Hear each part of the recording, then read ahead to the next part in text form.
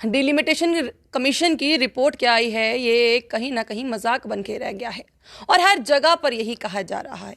एक शख्स वो भी यही कह रहा है और इस समय बिल्कुल मेरे साथ में मौजूद हैं। बखूबी आप लोग जानते हैं, नेशनल मीडिया पे इनको आप देखते हैं, स्पोक्स पर्सन हैं कांग्रेस की। बातचीत करने की पूरी पूरी कोशिश करेंगे, पर आखिरकार डिलिमिटेशन कमीशन का जो रिपोर्ट है वो इतनी ज़्यादा मजाक बनकर क्यों रह गया है, क्या वजह है, क्या कारण है, आज जानने की पूरी पूरी कोशिश करते हैं। वहीं 370-35A जहाँ पर ये कहा जा रहा है कि भैया वो तो कब्र में चला गया, वापस नहीं आएगा, पर क्या उसके जाने के बाद हम लोग उतने ही खुश हैं या उससे ज़्यादा डेवलपमेंट हुई है या नहीं, आज वो भी जानने की पूरी पूरी कोशिश करते हैं। बातचीत करते हैं। सर, पहले तो आपका बहुत बहुत स्वागत है। Thank you. किस तरीके से आप देखते हैं, क्योंकि सबसे बड़ी बात यही है कि कहा गया था ये एब्रोगेशन होने के बाद सबसे ज़्यादा अगर कुछ होगा तो वो है डेवलपमेंट। असल में डेवलपमेंट कितनी है? जम्मू में आप आए हैं बट हैं कश्मीर से, तो कश्मीर में कितनी देख के आए हैं और जम्मू में कितनी देख चुके हैं? मैं जम्मू प्रोविंस से ही हूँ। देखिए, 370 हटने के बाद जम्मू कश्मीर में जो माहौल हमने देखा, चाहे जम्मू का हो चाहे कश्मीर का हो, आज मैं जम्मू की सड़कों पे देख रहा था किस तरीके से युवा जो हैं सड़कों पे प्रोटेस्ट कर रहे थे, उन पे लाठियां बरसाने का काम भाजपा सरकार ने किया है। तो लोग परेशान हैं, दुखी हैं, और हमने नेशनल टीवी पे हर जगह ये कहा था और दावा भी किया था, उनको भी आगाह किया था कि आप जम्मू कश्मीर में जो फैसले कर रहे हैं वो आपने आग में हाथ डालने का काम किया है। क्योंकि जम्मू कश्मीर एक खूबसूरत गुलदस्ता था, चाहे जम्मू के लोग हों, कश्मीर के लोग हों, लद्दाख के लोग हों, सब एक होके अमन से रहते थे, प्रोग्रेस हो रही थी, डेवलपमेंट हो रही थी। कभी भी हमने नहीं देखा जम्मू कश्मीर में कोई भी ऐसा धर्म के नाम पे राजनीति हो और कम्युनल राइट्स हो। तो आज जो माहौल है, जिस तरीके से भाजपा फेल हो गई है हर ग्राउंड्स पे, और ये ज़मीनें, नौकरियां, रोजगार, जो काम हमने किए थे आज वो इनॉग्रेट कर रहे हैं। अब डिलिमिटेशन जो है एक मजाक बनाया है इन्होंने कि आपने पुंछ को अनंतनाग के साथ जोड़ा है। अब मुझे बताइए, गरीब आदमी पुंछ से उठ के अनंतनाग के सांसद से कैसे मिलेगा? उसको पैराशूट में जाना पड़ेगा, तो उसको या तो फिर पहले जम्मू आना पड़ेगा, तो फिर उसको पुंछ जाना पड़ेगा और खर्चा होगा। तो हमारी सरकार में गुलाम नबी आज़ाद साहब जब चीफ मिनिस्टर थे, उन्होंने डिस्ट्रिक्ट, न्याबतें, तहसीलें घर तक सरकार क्यों पहुंचाई, एडमिनिस्ट्रेशन घर तक क्यों पहुंचाई, ताकि गरीब लोगों को तकलीफ ना हो। आज भाजपा सरकार ने डिलिमिटेशन में जो किया है वो गरीब लोगों को तकलीफ देने का काम किया है। चिनाब वैली में एक डिस्ट्रिक्ट था डोडा, वहां रामबन में, किश्तवाड़ में डिस्ट्रिक्ट दिया ताकि लोगों को तकलीफ ना हो रामबन से डोडा जाने में, फिर रहने में, खर्चा करने में, ताकि तकलीफ ना हो। और आज भाजपा सरकार ने जो ये डिलिमिटेशन प्रोसेस किया है, पहाड़ी इलाकों में 4 पहाड़ क्रॉस करके आपको अपने विधायक से मिलना पड़ेगा, तो लोगों को तकलीफ में डालने का काम किया है। ये आपको लग रहा है कि मजाक का काम किया, बट कांग्रेस इस बात को जितने तरीके से उजागर करना चाहिए, लग नहीं रहा कि वैसे उजागर कर पा रही है। आप आए हैं, मीडिया के सामने बात कर रहे हैं, बट सिर्फ प्रेस कॉन्फ्रेंस ही हो रही है कि प्रेस कॉन्फ्रेंस चल रही है, कांग्रेस बात कर रही है, पर जिस तरह से ऑपोजिशन का रोल प्ले करना चाहिए कांग्रेस को, लग नहीं रहा कि वैसा हो रहा है। नहीं, मुझे नहीं लगता। देखिए, जैसे गुलाम नबी आज़ाद साहब हाल ही में आए थे और थर्ड वेव से पहले आए थे, और किस तरीके से पूरे जम्मू कश्मीर में घूमे और कैसे लोगों का हजूम था, और हर बार उन्होंने यही कहा, हर पब्लिक मीटिंग में ये कहा कि हमारी नौकरियां हमसे छीनी गई, रोज़गार हमसे छीना गया, हमारे जम्मू कश्मीर में जो काम हमने किए थे उनको आगे बढ़ाया नहीं गया। तो हमने तो काम किया, और आज कोविड के वजह से थोड़ा गैप हो गया, और हम आगे भी करेंगे। नेशनल लेवल पे हमने हाईलाइट किया, मैं तो बेबाकी से बोलता हूँ नेशनल टेलीविजन पे, मैं डिलिमिटेशन पे बोला, 370 पे मुझे नहीं लगता कि मेरे बिना किसी ने जम्मू कश्मीर की बात रखी हो। पार्लियामेंट में तो आज़ाद साहब ने की थी। तो जैसे हम चला रहे थे जम्मू कश्मीर को, भाजपा ने बिगाड़ने का काम किया है। नौकरियां देने का वादा किया, एक गवर्नर आए, उन्होंने कहा 50,000 नौकरी दूंगा, वो चले गए। दूसरा आया तो उसने कहा 1 लाख दूंगा, वो भी चले गए। अब तीसरा आया, ये शायद कहता है कि 2 लाख दूंगा, ये भी चले जाएगा। तो इनसे जम्मू कश्मीर संभला नहीं गया। चाहे कश्मीर जाइए आप, जम्मू जाइए, 370 का अगर फायदा होता तो हम 2 साल में देख लेते। 2 साल से ज़्यादा हो गए हैं। इन्होंने कहा कश्मीर में जी अब इंडस्ट्रियां आएंगी, कश्मीर में जी रोज़गार बढ़ेगा, आतंकवाद ख़त्म होगा। आतंकवाद आप देख रहे हैं, और मैं आपको फॉलो भी करता हूं, आपके पेज को भी, आपने इंटरव्यू भी किया था, मैंने आपको फॉलो किया, आपने खुद लोगों से पूछा कि क्या 370 के बाद आपको कुछ फायदा हुआ? रघुनाथ बाजार में आप गए थे, क्या बोला लोगों ने? कि नहीं, परेशान थे लोग। आप कश्मीर में जाए, वहां शिकारा वाले से पूछे क्या फायदा हुआ? नहीं हुआ। और जम्मू कश्मीर में जिस तरीके से हम रहते थे, लद्दाख के लोग जम्मू आते थे, इकोनॉमी को बूस्ट मिलता था, जम्मू के लोग कश्मीर जाते थे, इकोनॉमी को बूस्ट मिलता था। और जिस तरीके से मिलिटेंसी दावा किया गया, मिलिटेंसी कश्मीर में खत्म हो जाएगी, हर रोज हम सुनते हैं कोई ना कोई मिलिटेंट अटैक कश्मीर में होता है, सिविलियंस मारे गए, और चाहे उसमें कश्मीरी पंडित हों, सिख हों, मुस्लिम्स हों। आज इनसिक्योरिटी है। पार्लियामेंट में आपने खुद डिस्क्लोज किया इस महीने कि कश्मीर में सिर्फ एक व्यक्ति ने जमीन ली है जब से 370 हटा है। तो कश्मीर में किसने जमीन बनाई, किसने महल बनाए, किसने शादियां की? कुछ नहीं हुआ। असर जो है जम्मू पे पड़ेगा। जम्मू के लोगों को आने वाले वक्त में बॉर्डरों पे रहना पड़ेगा, क्योंकि जब यहां इंडस्ट्रीज बाहर के लोग कैप्चर करेंगे, यहां की प्रॉपर्टी क्यों नहीं आसाम से ये जमीनों का राइट्स छीना गया, क्यों नहीं वहां से हटाया गया? हिमाचल में अभी भी ये कानून है कि बाहर का व्यक्ति जमीन नहीं खरीद सकता। तो जम्मू कश्मीर में क्यों? इन्होंने अरुणाचल प्रदेश के लोगों को वादा किया कि हम आपको स्पेशल स्टेटस देंगे, लेकिन जम्मू कश्मीर से छीना गया। हमारी यूटी छीनी गई, हमारी नौकरियां छीनी गई, हमारी जमीनें छीनी गई। आज यहां युवा सड़कों पे है। जो हमने एम्प्लॉयज लगाए थे, चाहे वो कैजुअल लेबर्स थे, चाहे वो मेडिकल असिस्टेंट्स थे, चाहे आर्टिस्ट थे, उनको इन्होंने निकाला, नौकरी से निकाल दिया। नई नौकरियां तो मिल नहीं सकती। अगर आप एक डिपार्टमेंट में 100 पोस्टें निकालते हैं, आज तो देश भर के लोग दावा करेंगे उन पोस्टों पे। आज हिमाचल वाले जम्मू कश्मीर की नौकरियों पे दावा करेंगे, पंजाब वाले जम्मू कश्मीर की नौकरियों पे दावा करेंगे। तो जम्मू कश्मीर का युवा पीछे जा रहा है। आपने कहा कि ऑपोजिशन का जो आवाज उठा रहा है, 370 पर भी बात किया, वो आपने किया टेलीविजन पे। वहीं अगर संसद में किसने बात की तो गुलाम नबी आज़ाद साहब ने। इसके अलावा कोई है नहीं क्या जो ये कहा जा रहा है, लोग लगातार ये कह रहे हैं कि 2 गुट में डिवाइड हो गया है कांग्रेस, क्या इसका मतलब सिर्फ दूसरा पक्ष जो सिर्फ नजर आ रहे हैं गुलाम नबी आज़ाद साहब, सिर्फ वही बोलने को तैयार हैं, बाकी जो पहला पक्ष है जिसमें रमन भल्ला आते हैं, जिसमें मीर साहब आते हैं, क्या वो वाले पक्ष के पास इतना दम नहीं है कि वो बोलेंगे, वो बात करेंगे? अपनी लेवल पे सब कर रहे हैं। यहां देखिए, नेशनल लेवल पे देखिए, सब कर रहे हैं। अब मीडिया जो है किसको दिखाए वो मैटर करता है। भाजपा ने तो मीडिया को हाईजैक किया। आप जैसे बोलते हैं, हर एक मीडिया वाला वैसा नहीं बोलता। तो इसलिए हम हर राज्य में, हर डिस्ट्रिक्ट में, चाहे नेशनल लेवल पे हो, जो पार्टी मुझे जिम्मेदारी देती है मैं वहां बोलता हूं।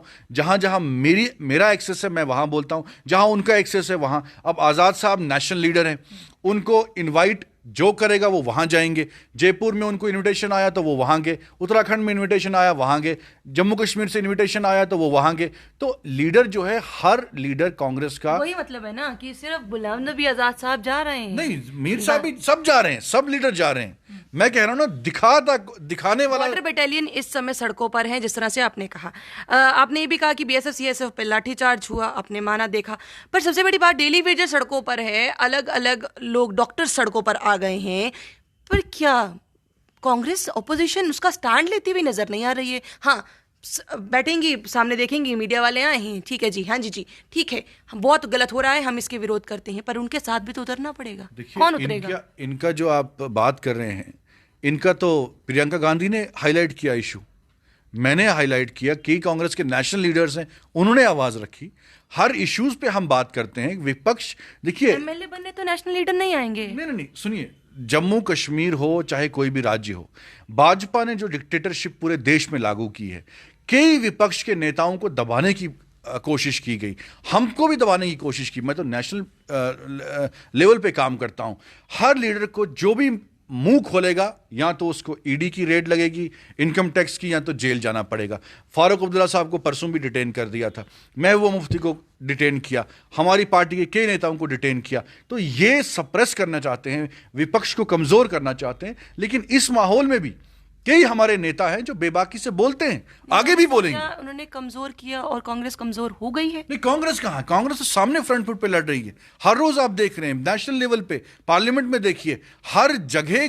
अभी आजाद साहब ने तो पूरा राउंड बनाया, मैं भी आया था। कई नेता हर रोज आते रहते हैं जम्मू कश्मीर। राउंड बनाया, उसमें कांग्रेस के यहाँ के वर्किंग प्रेसिडेंट हो या प्रेसिडेंट हो, उनकी फोटो नहीं थी। देखिए, लीडरशिप का एक, मैं आपको बताऊं, एक आजाद साहब की पहचान जो है वो आप किसी लोकल लीडर के साथ भी कंपेयर नहीं कर सकते। आज़ाद साहब, जिस हर पार्टी में ये होता है, लाइक एंड डिसलाइक होता है। कोई लीडर किसी एक इंडिविजुअल को पसंद करता है। ऐसा नहीं है कि सलमान निजामी है तो सब कांग्रेस पार्टी के लोग सलमान निजामी को ही पसंद करते हैं। मतलब मेरे भी विरोधी काफी हैं। इसका मतलब ये मान ले, आपकी बात कहीं ना कहीं उस लेवल तक मेरे को लेके जा रही है कि ये मान लिया जाए कि लोग इस समय पसंद कर रहे हैं गुलाम नबी आजाद साहब को, मीर साहब को पसंद नहीं कर रहे हैं, इसीलिए आपने उनकी फोटो तक नहीं लगने दी, ताकि जब गुलाम नबी आजाद साहब सामने आए लोगों के, लोग सिर्फ उनको पसंद करें और ये कहें कि भैया कांग्रेस का चेहरा वही है। नहीं, गुलाम नबी आजाद साहब को तो कंपैरिजन ही नहीं है कोई। आप कैसे कंपेयर कर सकते हैं? गुलाम नबी आजाद साहब एक नेशनल लीडर हैं। आपने कांग्रेस के स्टार कैंपेनर्स की लिस्ट देखी, उसमें मनमोहन सिंह, सोनिया गांधी, राहुल गांधी, प्रियंका गांधी, उसके बाद गुलाम नबी आजाद साहब का नाम आया। उस जैसे व्यक्ति को आप किसके साथ कंपेयर कर सकते हैं? वो मुझे लगता है मीडिया की भी बेवकूफ़ी होगी। और आज़ाद साहब कभी इन मसलों में उलझे नहीं है। आज़ाद साहब को कोई भी, मीर साहब के जब इलेक्शन थे, आज़ाद साहब तो खड़े थे उनके साथ इलेक्शन में, उन्होंने बिल्कुल कंपेयरिंग की। कल कोई नेता उनको बुलाएगा तो वो आएंगे। आजाद साहब ये देखते नहीं, कभी ग्रुपिज्म को नहीं। वही देखेगा या वही समझेगा ना जो समझाने की कोशिश की जा रही है। जो उस गुट के हैं वो तो यही कह रहे हैं कि हमें कुछ और नहीं, चीफ मिनिस्टर बनाइए उनको, हम कांग्रेस में सपोर्ट करेंगे, नहीं तो हम कांग्रेस से बाहर है, इस्तीफे तो हम नहीं दिए। आने वाले देखिए, आजाद साहब ने दिल्ली में CWC मीटिंग में जो डिमांड्स रखी थी, अगर ऐसा होता तो कांग्रेस हाईकमांड उनकी डिमांड्स को रिजेक्ट करती। उनकी डिमांड थी कि ऑर्गेनाइजेशनल चेंज हो, ऑर्गेनाइजेशन में इलेक्शन हो, प्रेसिडेंट जो है इलेक्ट हो, प्रेसिडेंट चाहे स्टेट लेवल के हों, नेशनल लेवल के हैं, वो इलेक्ट हों। क्या CWC में सोनिया गांधी जी ने उनकी डिमांड एक्सेप्ट नहीं की? आज मेंबरशिप ड्राइव पूरे देश में चल रही है कांग्रेस की, डेलीगेट्स बन रहे हैं और इलेक्शन जून में होने जा रहे हैं। अगर आज़ाद साहब कमज़ोर होते तो उनकी डिमांड्स को एक्सेप्ट नहीं किया जाता। कांग्रेस हाईकमांड ने उनकी डिमांड्स को एक्सेप्ट किया, इलेक्शन होने जा रहे हैं। आज़ाद साहब स्टार कंपेनर अभी भी हैं। जो लोग ये शगुफे छोड़ रहे थे, अरे इनको साइडलाइन कर दिया, ऐसा कुछ भी नहीं है। आज़ाद साहब का मुकाबला कोई भी नेता जम्मू कश्मीर में नहीं कर सकता। जब डिलिमिटेशन कमीशन की रिपोर्ट आई, ये कहा गया कि अब तैयार हो जाइए, नवंबर के मंथ में हो सकता है कि यहाँ पर इलेक्शन ना हो जाए। क्या जो अभी गेम वहाँ खेली गई, इवन इन पंजाब में, कि ऐसा लग रहा था सोनिया गांधी जी का एक गुट, राहुल गांधी जी का एक गुट, जिसमें वो कह रहे हैं कि नवजोत सिंह सिद्धू सामने आएंगे, चन्नी सामने आएंगे, क्या वो चीज़ें यहाँ पर भी देखने को मिलेंगी? नहीं, गुट की बात नहीं, कांग्रेस में कोई गुट नहीं है। देखिए, मैं आपको बताऊंगा, कुछ दिन के बाद जब रिजल्ट सामने आएंगे सब क्लियर होगा। इलेक्शन होंगे और जो प्रेसिडेंट बनेगा उसको एक्सेप्ट किया जाएगा। ये लोकतंत्र है, हम लोकतंत्र में विश्वास रखते हैं। कांग्रेस पार्टी ऐसी नहीं है कि सिर्फ 2 लोग चलाते हैं, अमित शाह और मोदी, जो बोलेगा तीसरा एडवाणी को घर में बिठा देंगे, ऐसा नहीं है। कांग्रेस में आज़ाद साहब ने जो बात रखी उसको एक्सेप्ट किया, उसको माना, और आज़ाद साहब ने अगर विरोध भी किया कि ऐसा नहीं होना चाहिए, उनको ही स्टार कैंपेनर बनाया। क्या एडवाणी जी को स्टार कैंपेनर बनाया भाजपा ने? कहां घर में बिठा दिया है? तो इसलिए कांग्रेस लोकतंत्र पर विश्वास रखती है और हम चाहते हैं कि कांग्रेस मजबूत हो। जो लॉयलिस्ट हैं, जो लड़ रहे हैं इस माहौल में, उनको आगे बढ़ाया जाए। ये चापलूसी वाली जो राजनीति है वो खत्म की जाए। किसी को भी उठा के 4-4 पोस्टें दे दी, कोई नहीं जानता उनको, जमीनी सतह पे वो फेल है। तो आज़ाद साहब हों, बाकी नेता हों, वो भी चाहते हैं कि जो ग्रास रूट पे कांग्रेस का वर्कर मजबूत है उसको एम्पावर करने की जरूरत है, उसको आगे बढ़ाने की जरूरत है। एक्स-RNB मिनिस्टर वानी जी की अगर मैं बात करूं, उनकी एक ऑडियो वायरल हो रही है जिसमें वो उनको धमकाते हुए नजर आ रहे हैं कि तुम कौन से ठेकेदार हो कॉन्स्टिट्यूशन के। क्या एक मिनिस्टर जिसको मिनिस्टर बनाया गया हो लोगों के द्वारा, बाद में वो ये बोलेगा, कोई भी एक्टिविस्ट हो या कोई एक्टिविस्ट ना भी हो, कि तुम क्या कानून के रहनुमा लगे हो या ठेकेदार हो? क्या ये सही होगा? अगर कांग्रेस का इस तरह का नाम आएगा तो वो 50 पार की, जिस तरह से उन्होंने बात की थी, मुझे याद है मीर साहब ने मेरे साथ इंटरव्यू में कहा था कि हम लोग क्या, वो क्या 50 पार के जाएंगे, हम जाएंगे 50 पार। तो क्या लगता है इससे पार जाएंगे? देखिए, पहले तो मुझे मालूम नहीं है क्या एपिसोड है। अगर उसमें कोई एविडेंस है, उसकी बेसिस पे उनका हक है, वो आवाज़ रख सकते हैं। अगर देखिए एविडेंस हमारे पास, अगर उन्होंने, वानी साहब की जब बात है, मैं करीबी से जानता हूं उनको, बहुत बड़े खानदान से उनका ताल्लुक है, पॉलिटिकल करियर रहा है उनका, वो उस टाइप के व्यक्ति नहीं है। और कोई जानबूझ के कोई प्रवोक करने की कोशिश करे, और हो जाता है, ह्यूमन नेचर है, लेकिन एविडेंस की बुनियाद पे अगर उनको लगता है कि उन्होंने कुछ ऐसा किया है, वो कोर्ट में जाएं, अपना एविडेंस दिखाएं कि भाई ये गलत है, वानी साहब ने गलती की है, जैसे हमने रोशनी स्कैम में देखा। और हमने सबूत की बुनियाद पे ये कहा, जब हमने कहा हमने टेलीविजन पे ये कहा कि भाई इस पे सीबीआई इंक्वायरी होनी चाहिए। गुलाम नबी आज़ाद साहब का स्टेटमेंट आया कि रोशनी स्कैम में जिसने ज़मीनें हड़पी हैं उनके खिलाफ कार्रवाई होनी चाहिए, सीबीआई इंक्वायरी होनी चाहिए। किन के नाम सामने आए? डिप्टी सीएम आपके नगरोटा में हड़पी है ज़मीन, जो देशभक्ति की बात करते हैं, उन्होंने आर्मी की ज़मीन हड़पी है। कविंदर गुप्ता और पंडित पता नहीं कौन कौन लोग थे, जब उनके नाम सामने आए रोशनी में, उसके बाद वो रोशनी की फाइल ही गायब हो गई। 2 साल के में कोई बात नहीं होती। तो इसलिए जानबूझे किसी लेटर को बदनाम करना, ये बोलना अरे आप सबूत सामने लाइए। अगर वो साबित होता है कि हाँ उन्होंने जमीन हड़पी है, I will not endorse that person. Delimitation commission जो हमने कैप्शन में भी रखा, डिलिमिटेशन कमीशन किस तरीके से आप देखते हैं? क्योंकि जो ड्राफ्ट रिपोर्ट आई है उसमें फ़ायदा कहीं ना कहीं देखा जाए जम्मू को 6 सीट्स बढ़ी, 1 सीट कश्मीर की बढ़ी, पर वहीं दूसरी तरफ बात यह भी है कि कई सीट्स को मर्ज कर दिया गया जिसकी वजह से लोग परेशान हैं। आपका क्या कहना है, कांग्रेस का क्या कहना है? देखिए, लोगों को परेशान किया गया ये एक साजिश के तहत, क्योंकि एक शगुफा मार्केट में छोड़ दिया, अभी हमने ये कर दिया, ये कर दिया, वो कर दिया, ताकि लोग रोजगार पे सवाल ना उठाए, लोग पेट्रोल पे सवाल ना उठाए, गैस की कीमतें क्यों बढ़ रही हैं उस पे सवाल ना उठे, आप कितनी नौकरियां दे रहे हैं उस पे सवाल ना उठाएं। जो जो पब्लिक इश्यूज हैं उससे ध्यान हटाने के लिए नए नए शगुफे मार्केट में डालते हैं। अब मुझे बताइए, अगर ये मैं आपको आपके चैनल, क्योंकि जम्मू में आपका चैनल बहुत लोग देखते हैं थ्रू आउट जे.एंड.के, मैं इनको चैलेंज करता हूं, कल की डेट में इलेक्शन करवाइए। अगर बीजेपी 10 सीटों से ज्यादा ले लेगी, मैं राजनीति छोड़ दूंगा। बीजेपी है कहां? जम्मू में 1-2 डिस्ट्रिक्ट्स में है क्या? उधमपुर में बीजेपी है क्या? रामबन डिस्ट्रिक्ट में बीजेपी है क्या? पीर पंचाल में बीजेपी है? कश्मीर में बीजेपी है? कोई एमएलए है इनका क्या? चिनाब वैली में बीजेपी है? कोई एमएलए है इनका? कहीं है ही नहीं। ऐसे बोलना 50-50 कहां से? ये तो फिर वही हो गया ना कि जैसे महबूबा मुफ्ती की गुलामी की, उसको छोड़ दिया, अब नए कोई कश्मीर के लीडर आ गए, अब उनकी गुलामी करेंगे, फिर बोलेंगे हम लाएंगे, क्योंकि आपका है ही नहीं, बेस ही नहीं है। कश्मीर में आपने कुछ ऐसे लोग रखे हैं जो आपकी बोली बोलते हैं। पहले वो महबूबा के साथ थे, जब उनको सत्ता का लालच था तो महबूबा के साथ थे, जब महबूबा खत्म हो गई अब वो आगे जी अब हम के साथ हैं। तो ये लोग जो हैं ये पावर के लिए, ये जो हैं ये सिर्फ लालच के लिए बीजेपी के साथ अभी कुछ टाइम बीइंग के लिए है। मुझे लगता है, सुनने में आया है कि उनको वो भी जो है मतलब हो गया है उनका भी चैप्टर क्लोज। लेकिन मजबूत लीडर अगर जम्मू कश्मीर से कोई है वो गुलाम नबी आज़ाद साहब है। मैं यही अपील करना चाहता हूं कि उन्होंने जो काम किया है उनको मौका दीजिए कि आगे बढ़ाए मौका। इसी चीज में डिलिमिटेशन में ही 8 महीने पहले एक ऑडियो कहा जाता है कि वायरल हुई, जिसमें ये कहा गया कि भैया एक एमएलए पक्का बन जाएगा क्योंकि सीट उस तरफ मोड़ी जा रही है। जिस तरह से ये कहा जा रहा है कि ये जो डिलिमिटेशन रिपोर्ट है ये भाजपा की रिपोर्ट है, क्या इस बात को कांग्रेस मानती है? देखिए, अगर ये मजबूत होते ये उसी बेस पे इलेक्शन लड़ते। इन्होंने देख लिया कि डीडीसी में इनका क्या हाल हुआ, इन्होंने रोशनी स्कैम भी किया, ये भी बोला कि मुसलमानों ने जम्मू में कब्जा कर लिया, वो किया, लेकिन फिर भी हारे।